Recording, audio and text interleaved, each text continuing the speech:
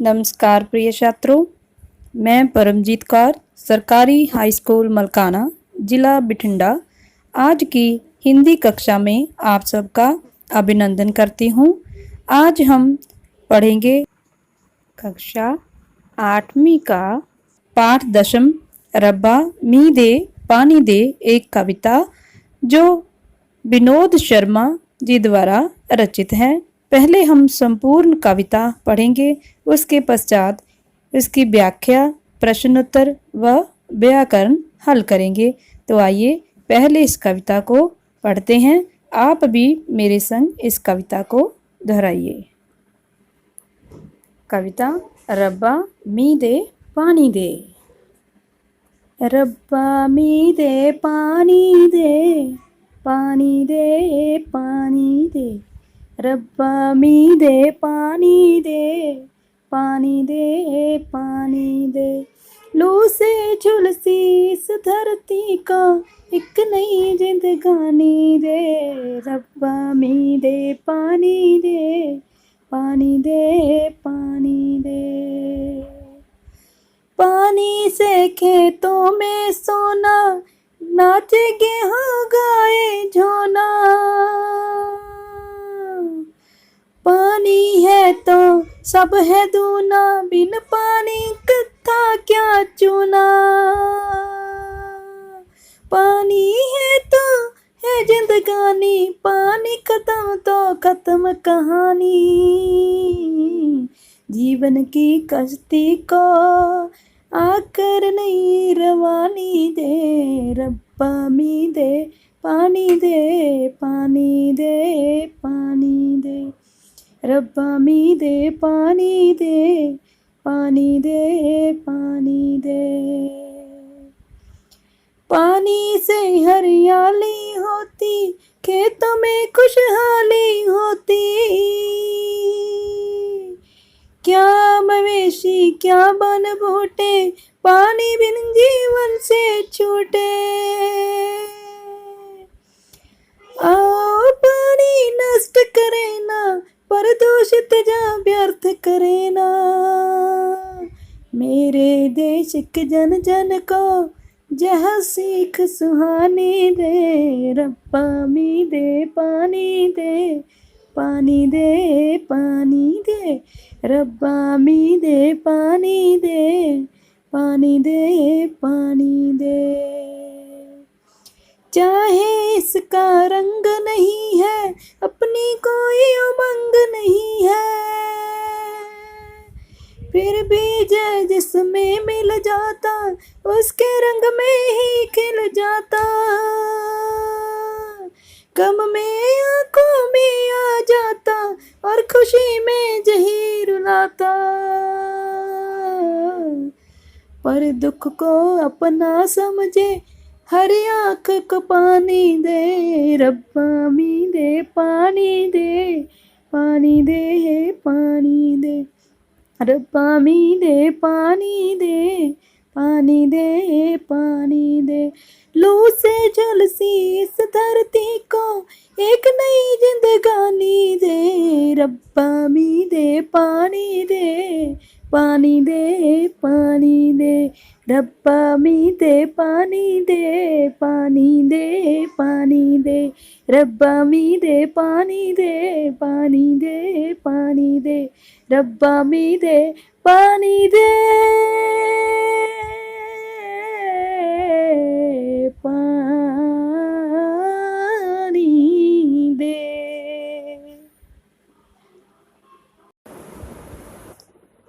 पद्यांश प्रथम।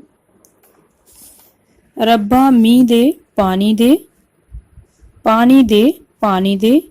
लू से झुलसी धरती को एक नई जिंदगानी दे। प्रसंग।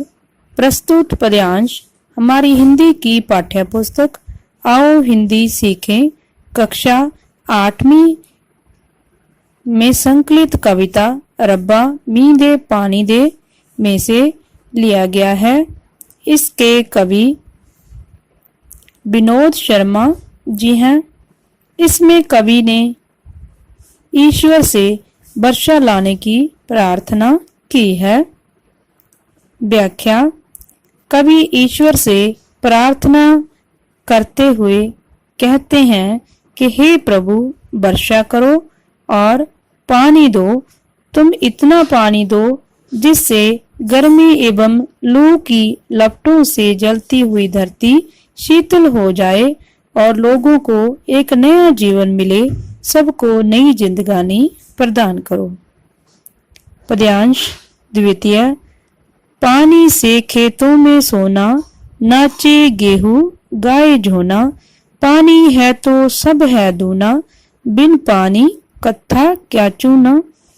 पानी है तो है जिंदगानी, पानी खत्म तो खत्म कहानी, जीवन की कश्ती को आकर नई रवानी दे, रब्बा मी दे पानी दे, पानी दे पानी दे।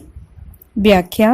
हे प्रभु पानी से ही खेतों में सोना उगता है, इसी से गेहूं नाचने लगता है और चावल की फसल गाने लगती है। पानी से ही सब कुछ दुगना होता है, बिना पानी के कत्था और चूना भी बेकार हैं। पानी ही जीवन है, यही जीवन का आधार है। पानी के नष्ट होने से सब कुछ नष्ट हो जाएगा। हे प्रभु तुम आकर जीवन की कश्ती को एक नई रवानी प्रदान करो। पद्यांश तृतीय। पानी से हरियाली होती, खेतों में खुशहाली होती, क्या मवेशी क्या बन जा बूटे, पानी बिन जीवन से छूटे। आओ पानी नष्ट करे ना, प्रदूषित जा व्यर्थ करे ना, मेरे देश के जन जन को जय सीख सुहानी दे, रब्बा मी दे पानी दे, पानी दे पानी दे। व्याख्या। कवि कहता है कि पानी से ही खेतों में हरियाली और खुशहाली होती है। मवेशी वन और पेड़ पौधों का पानी के बिना जीवन नष्ट हो जाएगा। कवि लोगों को प्रेरणा देते हुए कहता है कि आओ हम सब मिलकर जय प्रण लें कि हमें पानी को नष्ट नहीं करना है, प्रदूषित अथवा व्यर्थ नहीं गवाना है। हे प्रभु इस देश के प्रत्येक व्यक्ति को जय सुहानी शिक्षा दें कि न पानी को नष्ट करें और न ही प्रदूषित करें। हे प्रभु वर्षा करो।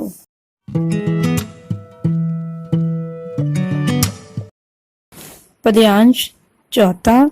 चाहे इसका रंग नहीं है, अपनी कोई उमंग नहीं है, फिर भी जय जिसमें मिल जाता, उसके रंग में ही खिल जाता, गम में आंखों में आ जाता और खुशी में जही रुलाता, पर दुख को अपना समझे, हर आंख को पानी दे, रब्बा मी दे पानी दे, पानी दे पानी दे। व्याख्या। कवि कहता है कि चाहे पानी का अपना कोई रंग नहीं है, इसकी कोई अपनी उमंग नहीं है, फिर भी जय जिस रंग में मिल जाता है उसके रंग में ही खिल जाता है। दुख में यही पानी आंखों में आ जाता है और खुशी में भी यही पानी हमें रुला देता है।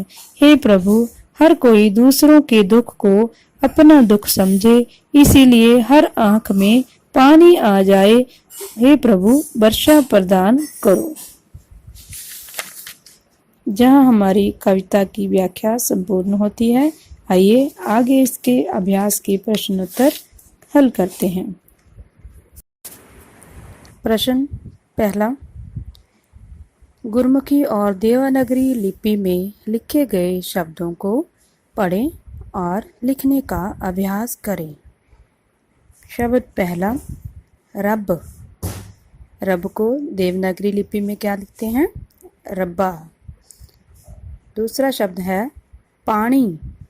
पानी को देवनागरी लिपि में कहते हैं पानी। तीसरा शब्द है किश्ती और देवनागरी लिपि में कश्ती। चौथा शब्द है गुरमुखी लिपि में लू और देवनागरी लिपि में लू। पांचवा शब्द है गुरमुखी लिपि में हरियाली और देवनागरी लिपि में हरियाली। छठा शब्द है गुरमुखी लिपि में प्रदूषित और देवनागरी लिपि में प्रदूषित। हाँ जी, हमारा अगला प्रश्न है जिसमें हमें एक ही अर्थ के लिए पंजाबी और हिंदी भाषा के शब्द दिए गए हैं।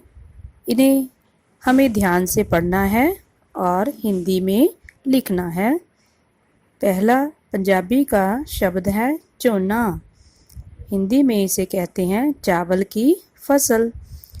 दूसरा शब्द है पंजाबी में पशु और पंजाबी से इसी शब्द को हिंदी में हम परिवर्तित करेंगे जिसे कहते हैं मवेशी। तीसरा शब्द है रब्बा। हिंदी में इसे कहते हैं परमात्मा। चौथा शब्द है फजूल। हिंदी में इसे कहते हैं व्यर्थ।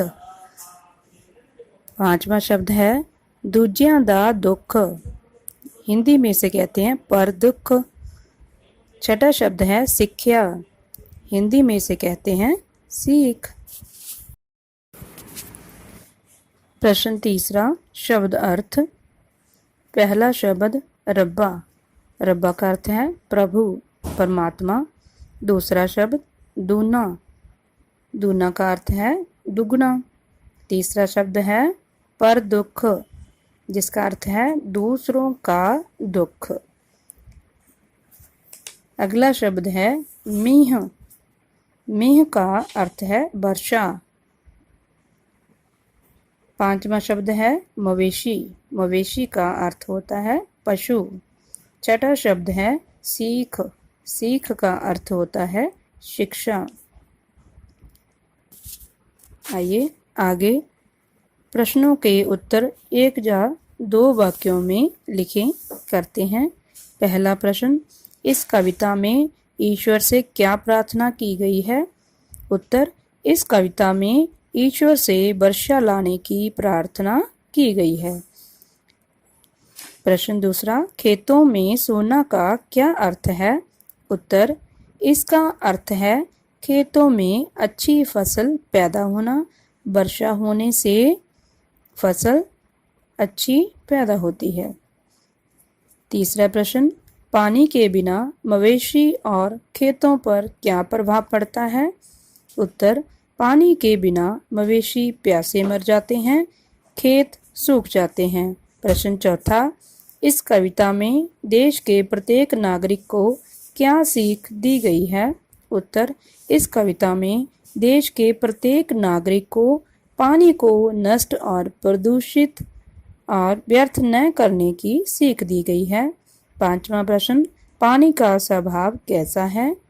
उत्तर, पानी का स्वभाव मिलनसार है। वह जिसमें मिलता है उसी का रूप धारण कर लेता है। आगे हमारे प्रश्न उत्तर हैं जिनके हमें 4 या 5 वाक्यों में उत्तर लिखने हैं। पहला प्रश्न, जीवन में पानी की आवश्यकता क्यों है? कविता के आधार पर उत्तर दें।